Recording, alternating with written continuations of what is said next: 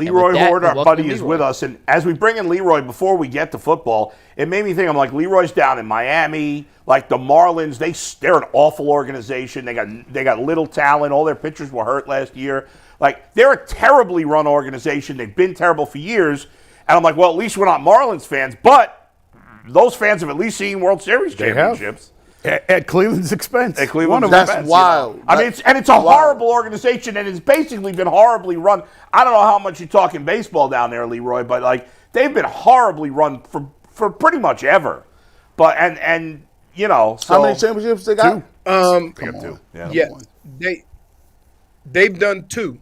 They have two. Yeah. They've done something that a lot of teams won't. Like they basically bought two of them.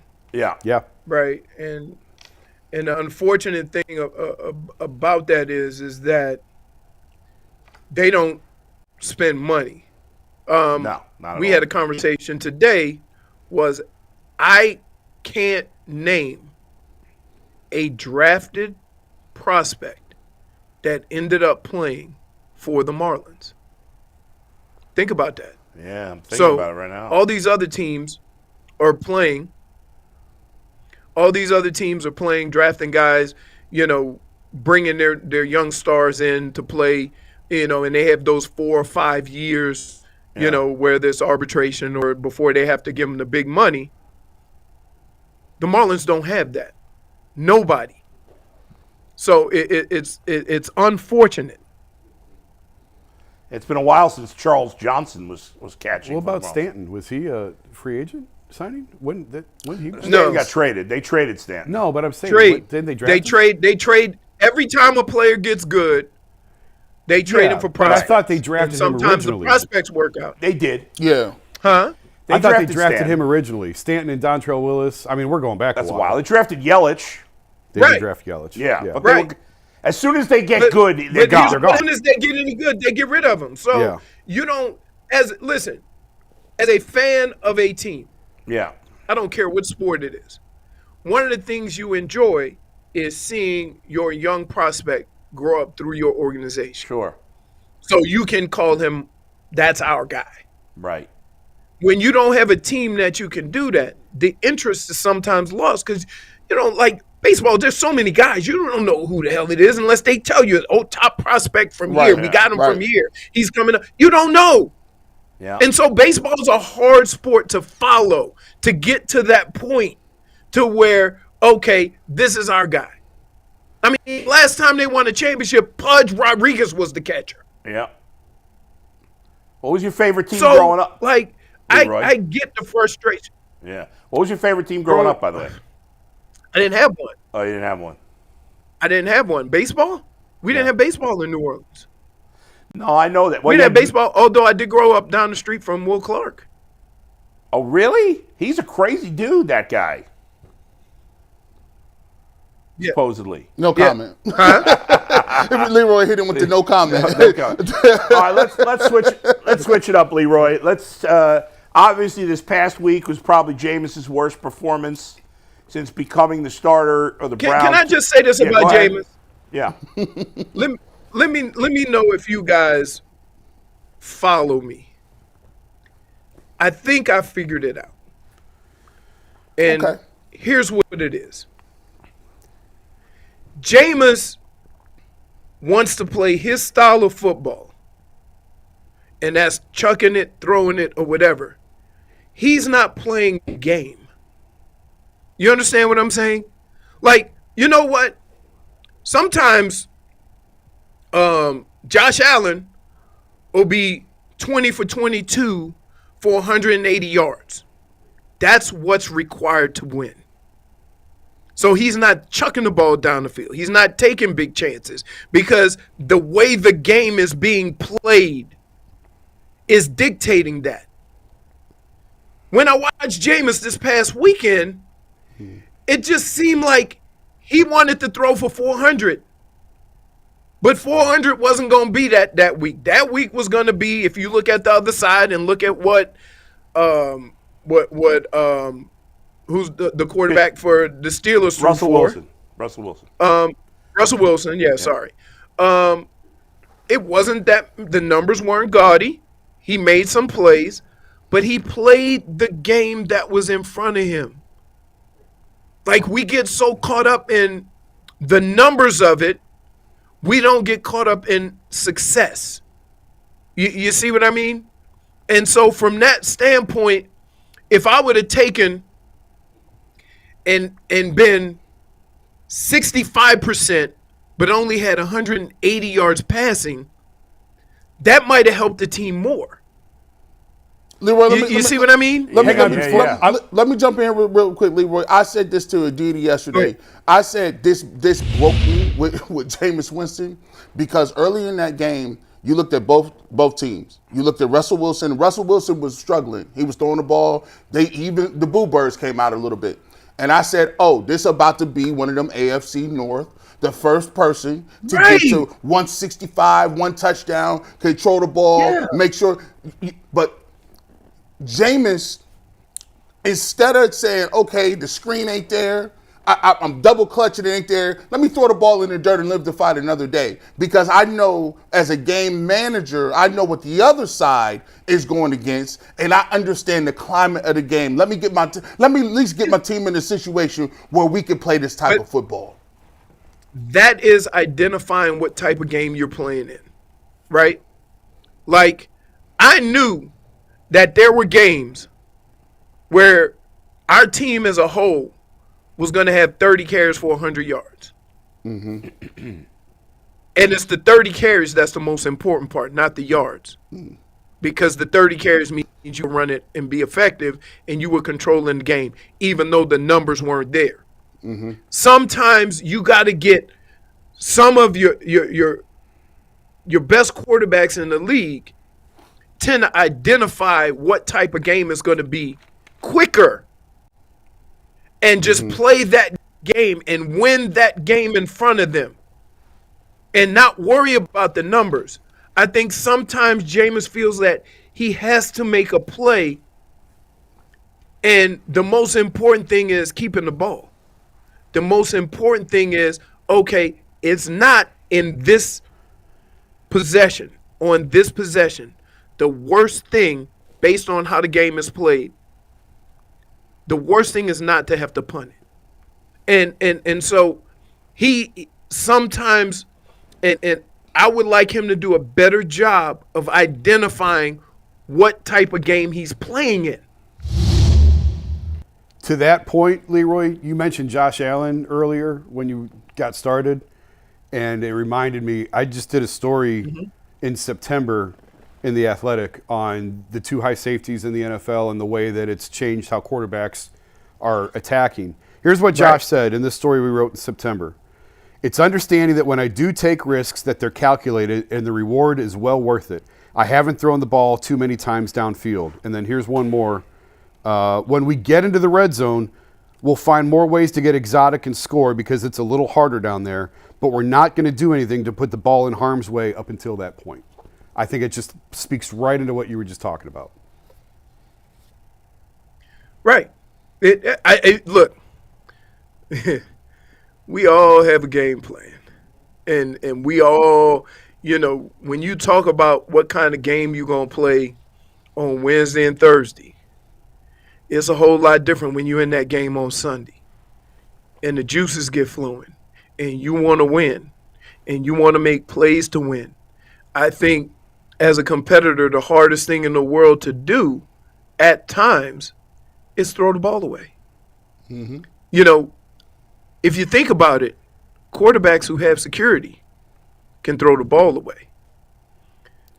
Quarterbacks who are trying to make a name or trying to win a job or trying to get an extension, throwing the ball away seems like failure.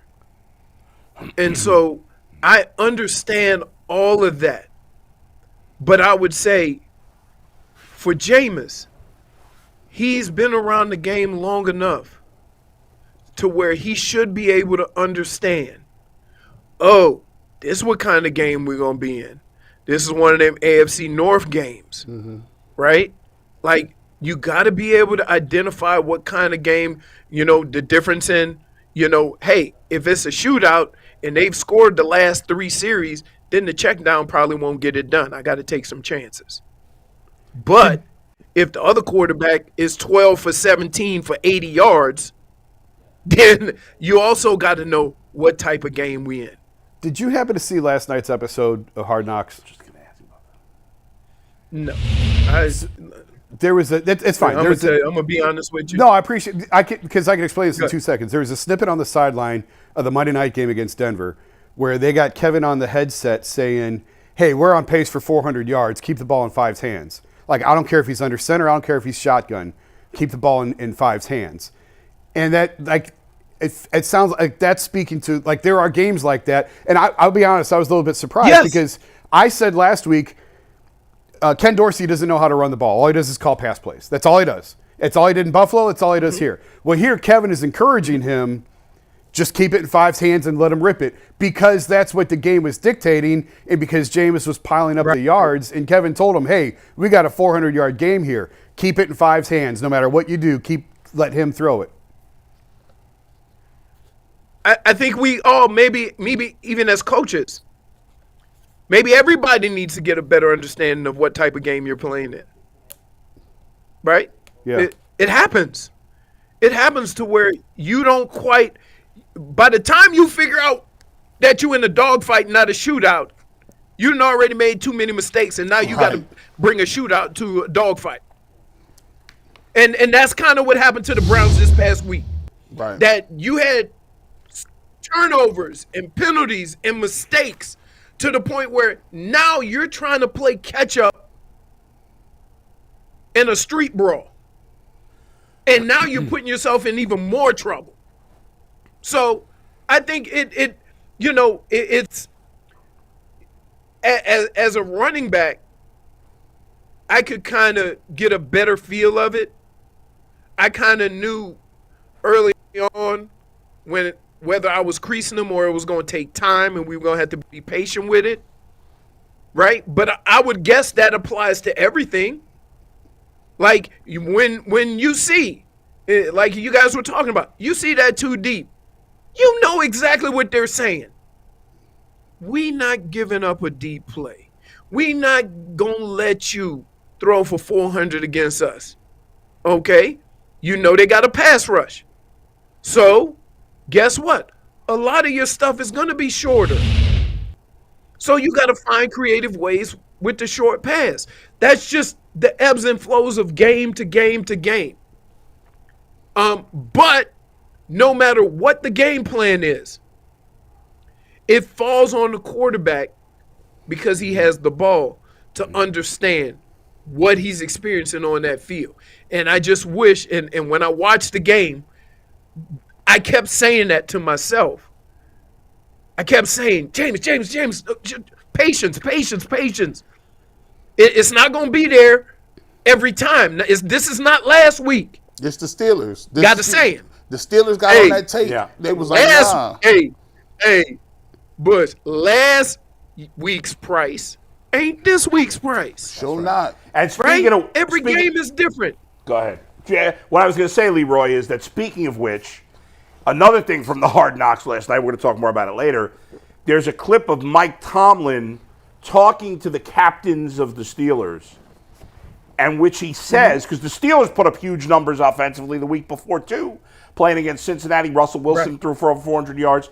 And he said to the leaders, he's like, I don't want anybody looking at their stats or getting overhyped from their stats last week. This is going to be a just different win the game. That's exactly what he said. We just got to win the game. Who cares about the stats? He said they were going to take extra special care of the ball because of the pick sixes that they had against Denver. So Cleveland's going to spend all week this week focusing in on turnovers. That's right. It was fascinating. Yeah. And it was true. Right, but that's my point. That's without seeing any of that, I'm telling you how you have to approach every week. You know it's Steelers week. The Steelers are going to run the ball 40 times and pass it 15 times if they can. You can't, you got to match that intensity. You got to match, kind of and so what if the game is 10-7? That's right. That's Steelers week. Leroy, do you believe? I think is getting to Jameis a little bit? Because obviously everyone's human, right? Do you feel like Jameis feels like, hey, I got an opportunity to kind of stick here or to rekindle my career, and I understand that I got to overperform to make this thing work? You think he might be pressing a little bit to kind of prove that he's a guy? Yes. And that's what I said earlier. Jameis, a true leader, wins the game that's in front of him. At the end of the day, if you were 2 for 15, right, you can still stand up on that podium and say, we did what we had to do to win. Because that's the most important thing. And your team will understand and appreciate that. I just think that sometimes we get caught up in winning a certain type of way, and we forget that the main goal is winning. You see, one of the, and I remember last year, J.J. McCarthy threw 8 passes. I remember that game. Yeah. Right. And what they said after the game was, it's not about throwing for 300. It's about winning. And that is always going to be true. Like whatever sport you play, right? You watch basketball. Sometimes a team is beating you up in the paint, right? That don't mean you start chucking up more threes. They're going to tool you to death. You got to play their style of basketball. It's just like we've gotten so far away from winning. And now we concentrate on numbers, on analytics, on whatever. To the point where, like, do you understand that you're competing? Do you understand that I don't care what the analytics say? You got to get a feel for what your team can do and how they're competing. Every 4th and 1 ain't the same. 4th and 1 ain't no good if you've been getting your ass kicked up front. That's true. So for a coach say, analytics say go for it, you've been watching your team for 60 minutes. You know damn well they can't get 4th and 1. You see, I have the biggest problem I have in sports right now is what's going on with the Eagles. They are 11-2, and they call them dysfunctional. I'll take that. Who's calling dysfunctional now at this point? I don't know that anybody's doing Did that. you hear the podcast? You just A.J. Brown's comments? Well, then Brandon Graham came out on his own podcast Yeah. and said that A.J. Brown and Jalen Hurts aren't friends anymore, and there's definitely a rift between the two. Well, I mean, that's their fault. That's not the analytics people's fault. No, but I'm just saying in general, because here, first of all, let's understand that nobody thinks Philadelphia is going to go anywhere because of whatever reason, right? They only got the best run game in the league, which if Jalen Hurts don't throw a pass, that means they got a chance of winning, right? The fans been trying to get rid of the coach all year, and now they 11-2, and nobody knows how to act. Yeah. But it's about winning. It's about I think in all of sports, Yeah. we've gotten away from the fact of I don't care. Win the game. Right? Michigan just won the game 13-10. You think they care? No. No. They won the rivalry game. Win the game. I don't care how, but every game is not going to look pretty. But at the end of the day, you can go and sit in front of your locker, take a deep breath and say, whew, we got that one, though. Leroy, That's what it's about. Yeah, let's wrap it up with this. Speaking of the Eagles, Saquon Barkley needs 483 yards to become the all-time single-season rushing leader. However, if he does it, he will have done it in 17 games as opposed to Eric Dickerson, who did it in a 16-game season. Will you count Did that? O.J. Simpson do it in 12? He ran for 2012 or 14? I believe he did. So will you count? Is it fair that Barkley get, or should it be based on average yards per game at the end of the season? What do you think? Really? I'm asking you. No, he got the record. Okay. Record. All right. running for what is it, 2,106? Something like that. Yeah, let me see. I'll give you the I'm like, exact I think number. I'm a running back. I think I probably know that number. 2105. 2105. You missed it by 2105. one. Yeah. OJ had 2003. Yes, in 1973. Right. And would they play 12 games or did they play 14? 14. 14. 14. Okay. So, like, no. Come on, man. That's an NFL record. Nobody. Wait, did we do anything about all the other records? No. Right. You're right. If somebody get the sack record, we're gonna say, oh, he played an extra game. We are not. No. You think Barkley's going to do it? He needs 483 yards in 4 games. What do you say? Here's what I think. I think if he is close, They'll go then for you it. let him get it. Yeah. If he needs 150 plus going into the last week, I think you rest him. Yeah. I do. All right. Simply because, I tell people, I don't know what they think football is, but for a running back, it's a confrontational sport. And that means that you are susceptible to all kinds of hits on every play. And it would suck, that you try to get a record in the last game of the season that you don't need and something happens. So, I wouldn't even I wouldn't even do it. But I mean, he's been averaging over 100 games a week. So say if he has a 200, if he go out there and get 200, now all right, you might get to that last game. He only need like 60 yards. Yeah, it'll be interesting. Thanks, Leroy. We'll see you next week. All right, Thanks for joining us. Okay.